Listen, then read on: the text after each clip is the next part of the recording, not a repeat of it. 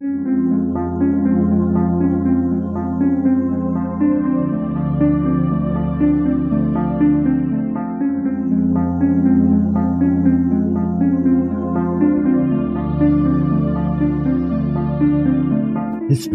tells the story of the world and of our lives.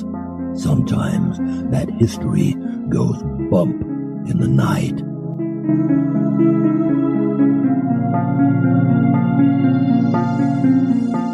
Broadcasting from the center of oddity and the supernatural in Central Florida, it's the History Goes Bump podcast. Hello, you spooktacular people. Welcome to this 468th episode of the History Goes Bump podcast. Ghost Tours for the Theater of the Mind. I am your host, Diane. And this is Kelly. Kelly, on this episode, there's probably people looking at the title and going, wait, the Battle of Raisin? I mean, I am a little lactose intolerant, so there could be a bit of a war going on in my gut, but what? Raisin? All right, so it says River Raisin, but I mean, there's probably some people who see raisin and go, huh. I go, ew. Yeah, let me just say, I am not a fan of raisins. I don't want them in anything. Yeah, I'm not a fan. Oatmeal cookies, I'm okay, but... Nope. If you're going to put something in those oatmeal cookies, make it chocolate chips. Instead of rotten grapes. I mean, I don't like anything that's all dried up and... Now I've got the commercial with I've heard it from the grapevine, raisins dancing around. I have a client who has several of those still in their office, you know, when they made the little plastic ones. Oh, good grief. I had some of those too when I was younger. Anyway, what we're actually talking about is the River Raisin battlefield, which was the site of the Battle of Frenchtown. This was during the War of 1812, and probably most of you were going, what battle? Huh? What? Because nobody ever really talks about the War of 1812. This battle is very, very significant, especially for Native American people, because this is going to be the start of their being removed. We're looking forward to telling you about the history and haunts here, and we want to thank our listener, Tre Doyle, for suggesting it. Before we get into that, we want to welcome into the spooktacular crew, Marie, Carrie, with a K and an E and an RRY, and Richie. Thank you for joining us in our Facebook group. And now this moment in Oddity.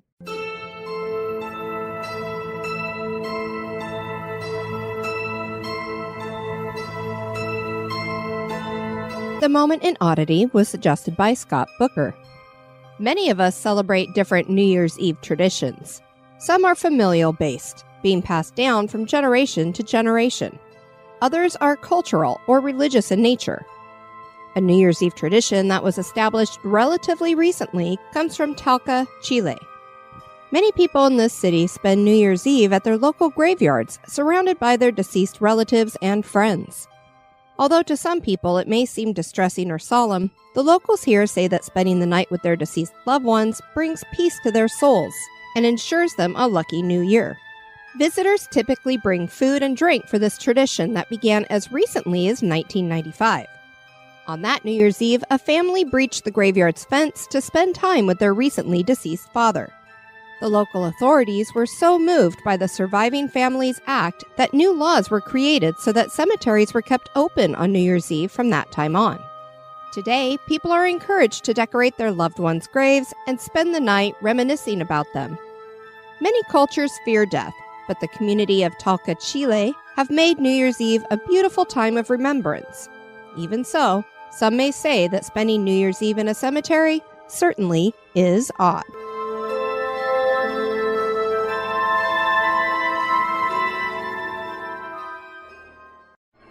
Turn out the lights. The party's just getting started. And now, this month in history.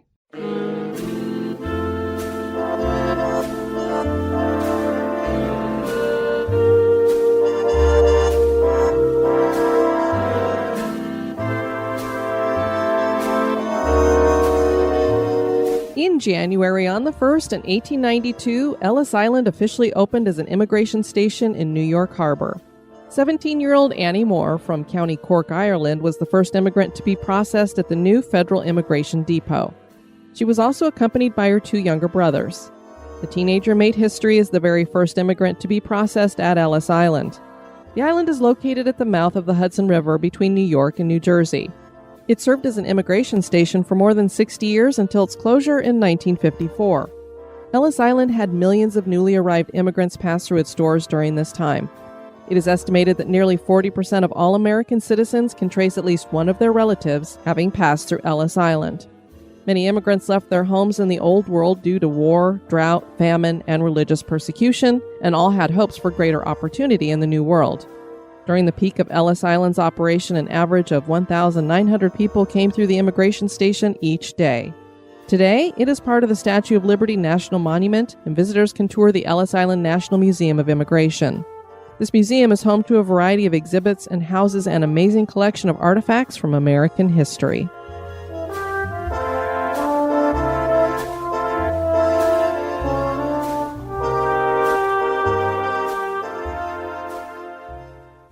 The Battle of Frenchtown took place during the War of 1812, and its battlefield is the only nationally recognized American battlefield dating to the War of 1812. The greatest victory of the war for Tecumseh's confederation took place here. What happened after the Battle of Frenchtown amounted to a massacre. In the aftermath, Native Americans were removed from the Northwest Territory. This would be the beginning of decades of Indian removal. The battlefield is thought to be one of the most haunted locations in Michigan, more than likely because of all this negative spiritual residue. Join us as we explore the battles and hauntings connected to Raisin National Battlefield Park.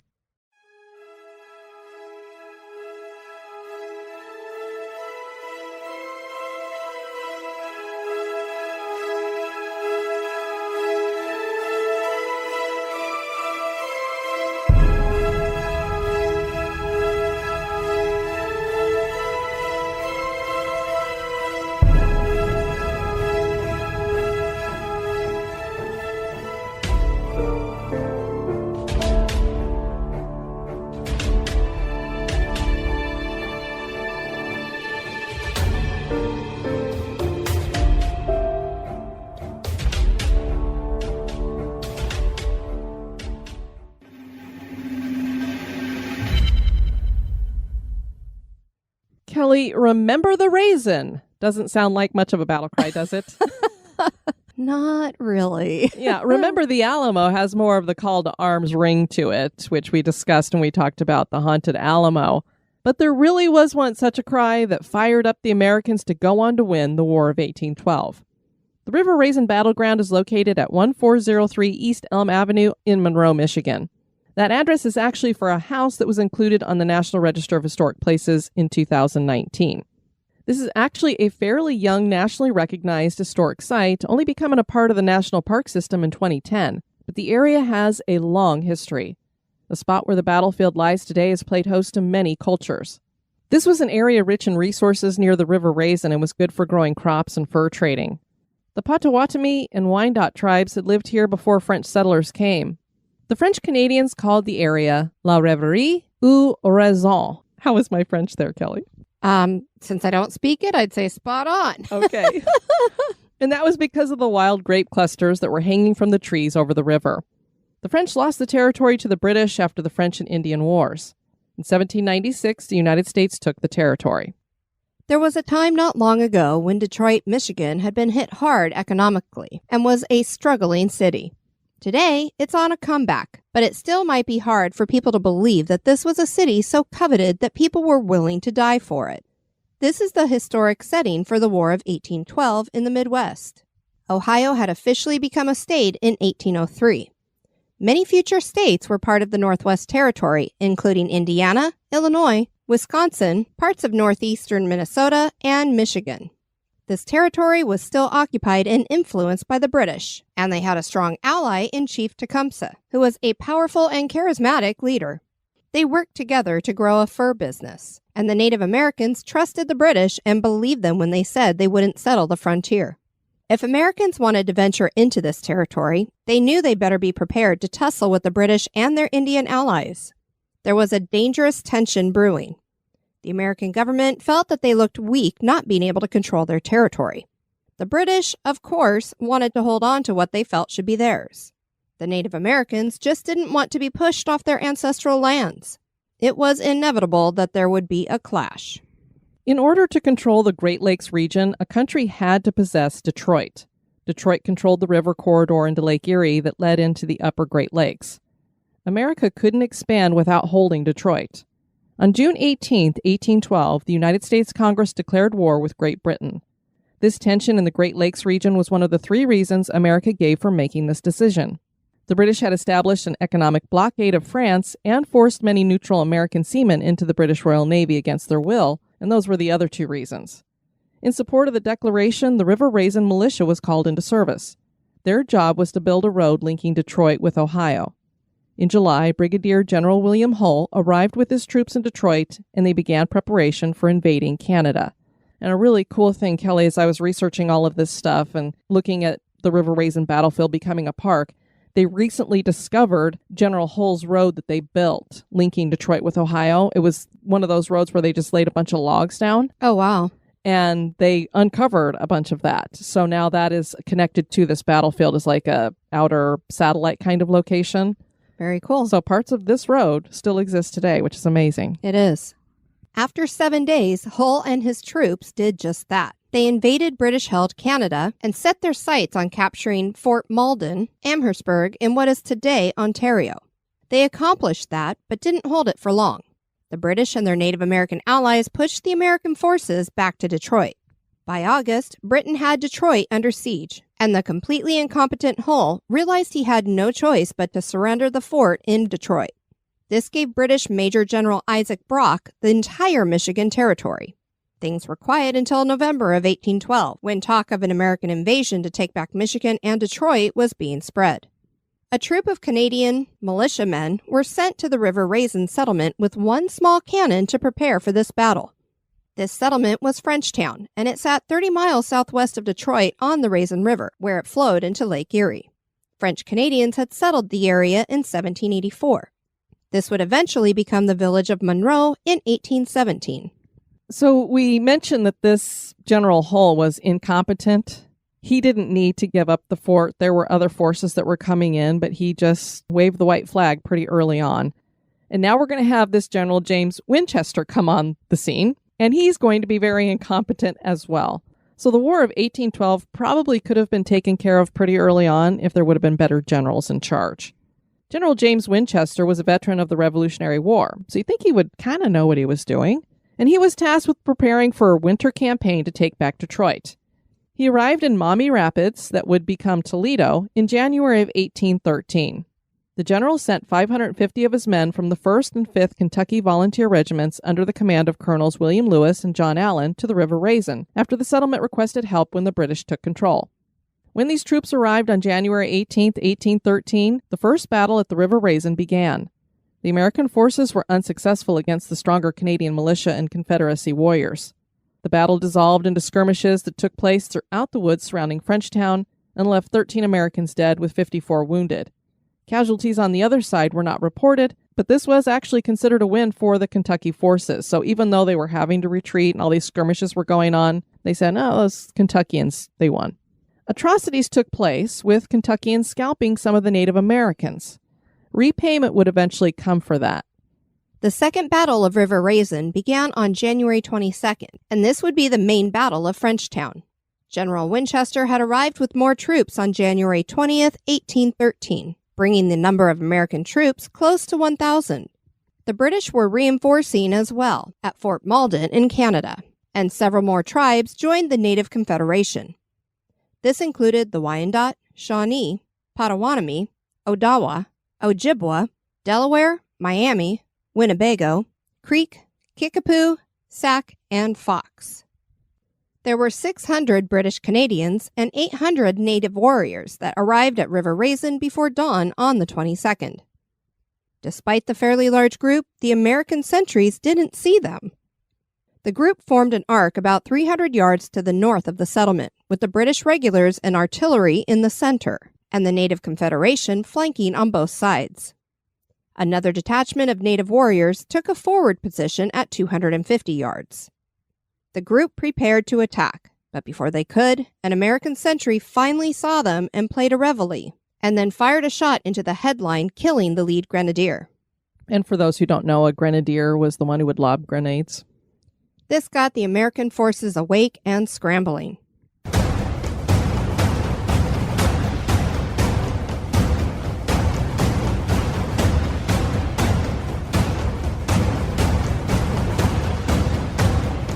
The British artillery fired a strong volley and started charging at Frenchtown. They were met with a puncheon fence that had a force of Kentuckians behind it that were solidly protected, and they were able to fire at will. The interesting thing about this is we're talking this is pre-dawn. It's hard to see. And there's this puncheon fence, which is basically split logs with one side that's smooth and the other that's still natural. We saw these when we were in Gettysburg. Those are puncheon fences along the battlefield. Right. Well, in the pre-dawn, I guess if you have some of them sticking up a little bit higher, it might look like a head. So they thought they were actually looking at the American militia over there and started firing at the fence. Oh, my goodness. And the Kentuckians are behind it going, oh, this is pretty good. Although, I mean, it is still split fence, so it's not like a solid fence. But they had pretty good protection. Those Kentuckians were unrelenting, and the British were forced to retreat. The U.S. 17th Infantry that was on the right flank was having a very different experience. The Canadian militia was pounding them, and the wind-up fighters took cover in nearby buildings and were able to fire into the American encampment. General Winchester was apparently caught off guard, too, because he was still back at his headquarters. So What he's got in the world? some guy coming in going, General, we got a battle going on out here. I mean, they literally just had one a couple days before, so you have to imagine they're going to be coming back. So you just see him running around his tent trying to get his pants on going, oh. He arrived when the battle was well underway and ordered the infantrymen to fall back to the north bank of the river. The Kentuckians had already gathered there, and the group attempted a stand that didn't last long. Now, these are just a few of the Kentuckians. We still have, imagine there's two different battles going on here. First, you've got the Kentuckians behind that puncheon fence that are winning handily, and then you've got this other group that still has some Kentuckians in it as well, and they're basically in retreat right now. So, as Diane said, those Americans ran in retreat, but the British forces were unrelenting and another skirmish broke out on the south side of the river. Within minutes, the American line was pulverized. It was a devastating loss for the Americans. General Winchester and several officers were captured, along with 147 of the American forces. There was a large loss of life with 220 killed. Many more were injured. Only 33 men managed to escape. At Frenchtown, the Kentuckians behind the fence were still putting up a fight and holding. The British tried 3 separate frontal attacks and were repelled every time, taking heavy casualties on the third one. This was the British 41st Regiment of Foot and Provincial Marines, and they had 24 killed and 158 wounded. The Kentuckians had about a fourth of the casualties, so of course they thought the Americans were winning the Battle of Frenchtown. They had no idea that the other forces had gone into full retreat and were being beaten badly. And now a little break for a word about one of our sponsors.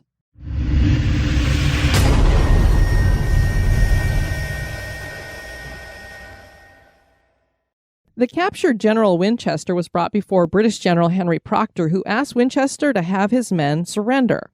Winchester refused and pointed out that he couldn't give orders since he was a prisoner. Proctor then told Winchester that the Kentuckians would be burned out and slaughtered by a large force of Tecumseh's confederation. The American general agreed to send a message, but the Kentuckians balked at the suggestion. They thought they could win, with many of the men pleading with the officers not to surrender. They said they would rather die on the battlefield, and a lot of them feared that they were going to get slaughtered anyway because the Native Americans were going to take them out. Some of them knew what they had done and that there was some revenge on the minds of the Native Americans. And of course, they're pounding back, so they're like, we're not losing. Major George Madison saw the situation differently. He knew they were beaten and had 2 choices: to surrender to the British, or as he put it, be massacred in cold blood. So he's the one who's still in charge here because he hasn't been taken prisoner. He held out to make sure they received good terms in regards to prisoners, care of the wounded, and protection from the Confederacy warriors. When the details were hammered out, Madison surrendered. The British had lost a third of the forces they had at Frenchtown, around 185 men, but that was small compared to the Americans' 901 casualties. And it was about to get worse. The British left behind the Americans who were too wounded to walk, and the River Raisin massacre was about to happen. The native warriors were angry, and they still had an axe to grind. They returned to Frenchtown the morning after the battle and plundered the settlement, burning everything in their wake. A doctor at the settlement, Dr. Gustavus Bauer, described what was happening that morning, writing, "They did not molest any person or thing upon their first approach, but kept sauntering about until there was a large number collected, 100 or 200, at which time they commenced plundering the houses of the inhabitants, and the massacre of the wounded prisoners. Numbers are hard to gauge, but anywhere between 30 and 100 people were killed and scalped. Others were taken prisoner." Major General William Henry Harrison, and yes, he will be our future president here, he actually was on his way to Frenchtown. If Winchester would have just held out a little bit longer, they would have had enough forces to be able to hold Frenchtown, or if he'd even retreated back to where Harrison was at with his group, and then they all come back together, they probably would have won this. He described the massacre as a national calamity. Survivors described the killings as brutal, but very orderly and without emotion. The wounded who could not travel were the first to die. Anyone who couldn't keep up with the march to Fort Malden were killed. Another survivor said that the road to the fort was left littered with bodies. News of the massacre overshadowed the Battle of Frenchtown and spread across the entire country. This is when "Remember the Raisin" became a battle cry, especially for Kentuckians who had lost so much during the battle and massacre. Many more Kentuckians enlisted as a result. All the American dead from the battle and this massacre were left unburied as people feared more attacks from the Native Americans. The River Raisin area wouldn't be liberated until September, when Colonel Richard M. Johnson's Kentucky cavalry arrived at the settlement. The British were riding high on their victory, but that didn't last for long. Remember the Raisin had reinvigorated the Americans. Major General William Henry Harrison went to Fort Meigs, not far from Frenchtown, and repelled the British. The Americans continued to have victories in the lower Great Lakes, and the British had to abandon Detroit. General Harrison then invaded Canada, won the Battle of the Thames on October 5, 1813, and killed the great leader Tecumseh. The British gave up their American-owned territory in the Great Lakes region, but retained Canada. The War of 1812 was over. In honor of this battle, 9 counties in Kentucky are named for officers who fought in it. Only one of them actually survived the battle. The battlefield was named as a Michigan Historic Site on February 18, 1956. In December of 1982, the battlefield received national recognition and protection. In 2010, the area became River Raisin National Battlefield Park. There are only 4 national battlefield parks in America, and this is the only one from the War of 1812.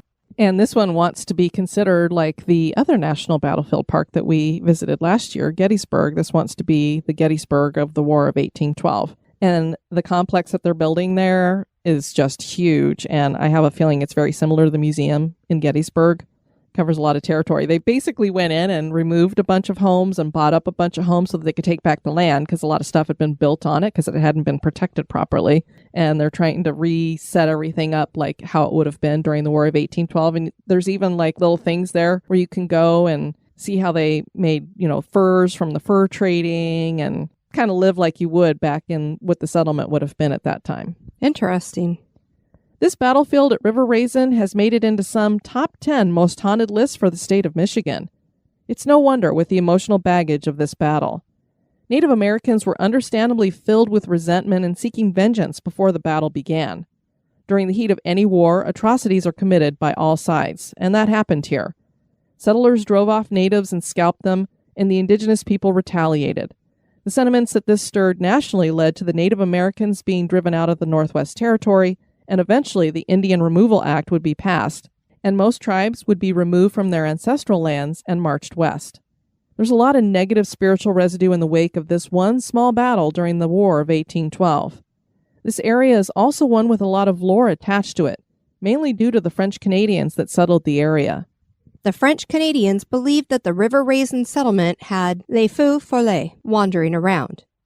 This is a legendary spirit in French folklore that is similar to the will-o'-the-wisp. One resident decades ago shared a tale of having to take a rowboat from Johnson Island to get to the mainland. As they crossed the River Raisin, a huge ball of fire settled on one end of the boat. They started paddling quickly to get away from the ball of light. These are thought to be bewitched balls of light that are the souls of dead sinners that try to lure victims to going over cliffs or drowning in lakes. The founding family of River Raisin were the Navarres, and the daughter Monique was in love with a man named William Macomb Jr. She and her brother Robert went to visit William in a nearby town, but when they arrived, he wasn't there. His servant said that he was worried because he should have been home by then. Monique was afraid that William was lost because of the Les Feux Follets. The group went in search of him and were about to give up when they heard a pistol shot. They followed the sound to a murky swamp and saw a body lying in the water and struggling. When they pulled it out, they saw it was William and he was still alive. He told the group he had been walking home when he lost his way and then saw this sudden bright light which led him into the swamp. There were also the river raisin lutans, which translates in English, to give people an idea of what we're talking about here, pixie. Lutans were these little creatures that were green in color, believed to be the spirits of dead horsemen doing penance. People claim that was why they only seemed interested in horses. The lutans would steal horses and ride them furiously through the night. They would then return the horses all dirty and full of burrs. Sometimes they would ride the same horse so often that the animal became unusable for the farmer. Le loup-garou was also hanging out in the woods. This was a werewolf-like creature, and we actually covered the Louisiana version of this, the rougarou, on episode 65. This creature lures its victim into the woods and then transforms into an animal, which can be anything from a mouse to a wolf. Why would you transform into a mouse? You gonna gnaw on their toe? The creature was actually a human that was bound to the devil and could only be freed by bloodletting. Sometimes les loups-garous would invite their victim to hit them so that they might bleed and be freed. Literally, there were stories that I read where somebody would be like, oh, there's this wild dog that came up against me. I punched him in the nose and he turned into a human. Okay. So maybe punching sharks is a good idea. They might turn into a human. What? Well, you know, people, they tell you to punch a shark. But how did you connect those two things? Because I was just thinking of punching something in the nose that's an animal. I hear about it with sharks all the time here in Florida. So animal abuse. I just love the name, Le Loup-garou. Many residents along East Elm Avenue, where the battlefield is located, have reported seeing strange things. There's a young female spirit in a billowing white dress that has been seen in wooded areas and other parts of the battlefield. People believe she is searching for a killed lover. Ghost hunters of southern Michigan reportedly caught EVPs and a full-bodied apparition on camera. Visitors to River Raisin have seen strange orbs at night and apparitions of soldiers. There have been the sounds of battle and the screams of agony from wounded and dying men. One of these soldiers has been seen riding a horse. Connie on TripAdvisor reported that her husband was scratched by something unseen. And that one was really interesting because she was just talking about how cool it was to go to the battlefield and see everything. And then she said it did seem to have a strange energy. And then all of a sudden her husband got scratched by something. Richard Ellison of Dead Serious Paranormal in Monroe is quoted in MonroeNews.com saying, I could still notice my surroundings, but what I was seeing is very hard to describe. I could hear screaming and loud chant-like noises, but my vision was a blur. It was like watching something while being underwater. I remember snapping out of it, but I don't know how long I was doing this. Richard explained that he felt like a soldier from the conflict had taken over his mind or something and given him visions of the battle. It does make me wonder if he wasn't just actually seeing it, because people say that about Gettysburg all the time, too, that they see this battle going on and can actually hear the sounds, smell the gun smoke and the air and that kind of thing. I mean, you've had that experience yourself. I have. In 2007, a skeptic named Jesse Mayo joined a group investigating the battlefield before it became a national park, and he managed to capture weird sounds like a battle and a few EVP. There was an elderly Monroe woman who lived near the battlefield that had an experience. She said that she had dropped a treat for her dog on the floor, and it had gone under the couch. So she crouched down to retrieve it, and when she started to look up, she saw a man dressed in 1800s attire. And when she looked up further to see his face, the man disappeared.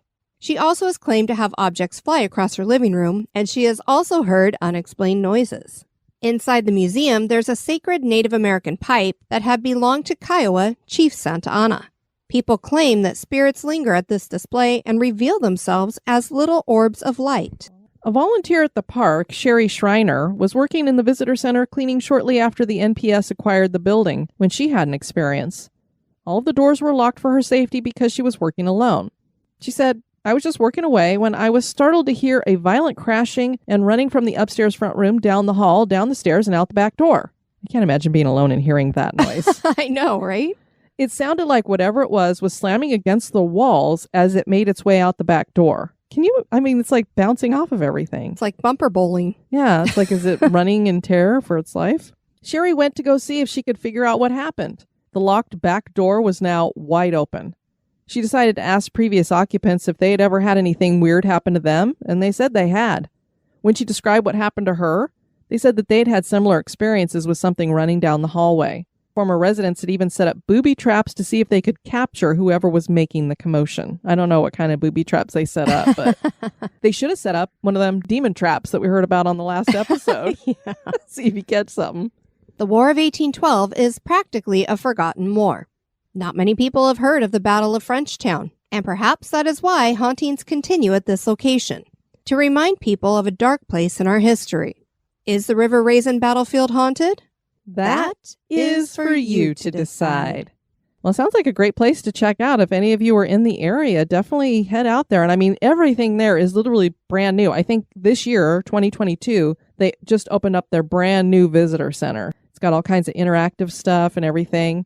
And also some of the legend stories that I got here was from this book, Hidden History of Monroe County, Michigan by Shauna Lynn Mazer, I hope is how you say her last name.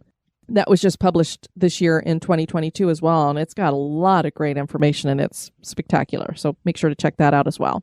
Spectacular or spooktacular? It's spooktacular. Sorry. Love to have you guys check out our website at historygoesbump.com. And if you want to send us some feedback, you can do that at historygoesbump@gmail.com.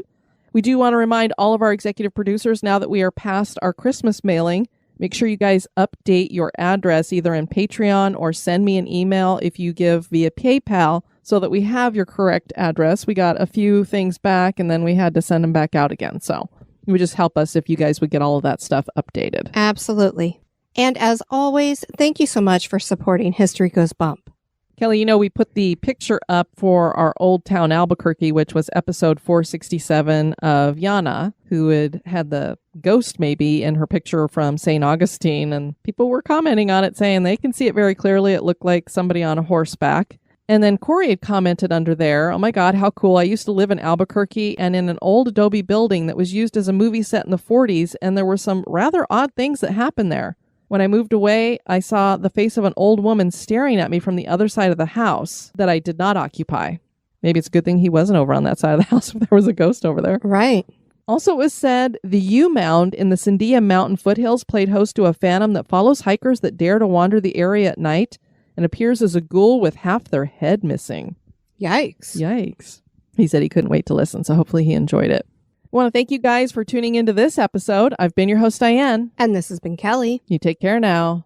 Bye-bye. Bye-bye. This episode is brought to you by our executive producers. Dispatches from the Grave Digger. We want to welcome into the cemetery Patricia Galvin, you're going to be put under a chest tomb, and Colin Weaver, who we're going to be putting in a chest tomb. He's only 9 years old. Thank you, Colin, for joining up as an executive producer. Yes, thank you, Colin and Patricia, for supporting History Goes Bump. We really appreciate it. Have a spooky experience that occurred at an historic location? Want to give us feedback or have a suggestion for the show? Share it with us at historygoesbump@gmail.com.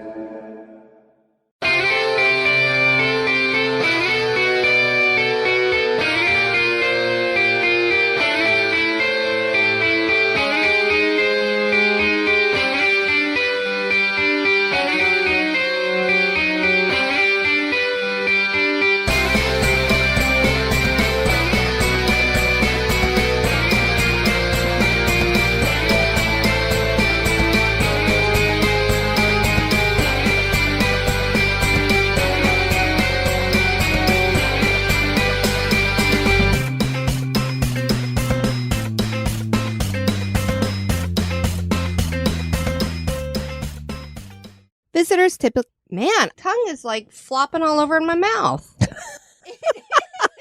Well, now I have a strange visual of your tongue flopping around all over. They work together to grow a fur bidnet. Bidnet? They got some bidnet going on? I want a beignet. Proctor then told Winchester that the Kentuckians would be burned out and slaughtered by a large force of Tecumseh's by a large force of Tecumseh's Tecumseh's confederation. He has a cool name. I just can't say it together with other things. By a large force of Uh-oh. I can do it. I can do it. She also has claimed to have objects fly across her living room, and she has also seen... Oh? She's seen unexplained noises.